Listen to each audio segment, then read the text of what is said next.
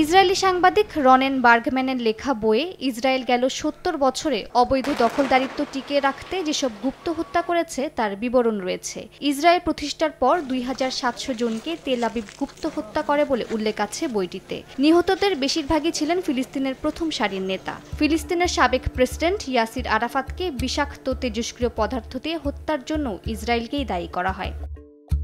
ফিলিস্তিনি সেনা কর্মকর্তা মোস্তফা হাফেজ ফিলিস্তিনিদের মধ্য থেকে প্রতিরোধ যোদ্ধাদের বাছাই করতেন। ১৯৫৬ সালে ইসরায়েলি গোয়েন্দারা হাফেজকে পার্সেল বোমা পাঠিয়ে হত্যা করে বলে মনে করা হয়। ১৯৭২ সালে মিউনিখ অলিম্পিক ভিলেজ হামলা করে ফিলিস্তিনিরা ইসরায়েলের অ্যাথলেটদের জিম্মি করে। ইসরায়েল তাৎক্ষণিক অভিযান পরিচালনা করে কাউকে আটক করতে না পারলেও দীর্ঘ সময় নিয়ে হামলায় অংশ নেওয়া ব্যক্তিদের বৈরুত, প্যারিস, অসলো ও যুক্তরাষ্ট্রে হত্যা করে ইসরায়েলি গোয়েন্দারা। বৈরুতে হামলা হয় ১৯৭৩ সালে ৯ এপ্রিল। ওই সময় পিএলওর শীর্ষস্থানীয় কয়েক নেতাকে হত্যা করে তারা।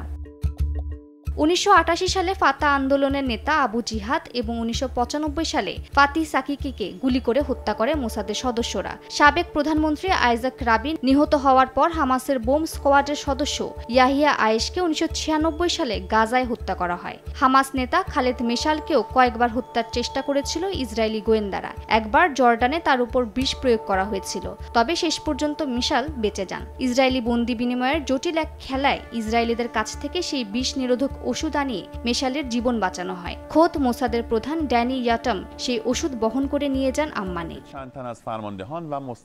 ইরানের সাবেক প্রেসিডেন্ট ইব্রাহিম রাইসির বিমান দুর্ঘটনায় মৃত্যুর পেছনেও মোসাদের হাত আছে বলে মনে করেন কেউ কেউ। এর আগে মোসাদ ৭ জন ইরানি বিজ্ঞানীকে হত্যা করে বলে জানা যায়। উল্লেখিত ব্যক্তিদের ছাড়াও ফিলিস্তিনি মুক্তি আন্দোলনের বড় বড় রাজনৈতিক ও সামরিক নেতাদের কমবেশি সবাই ইসরায়েলের গুপ্ত হত্যার শিকার হয়েছেন।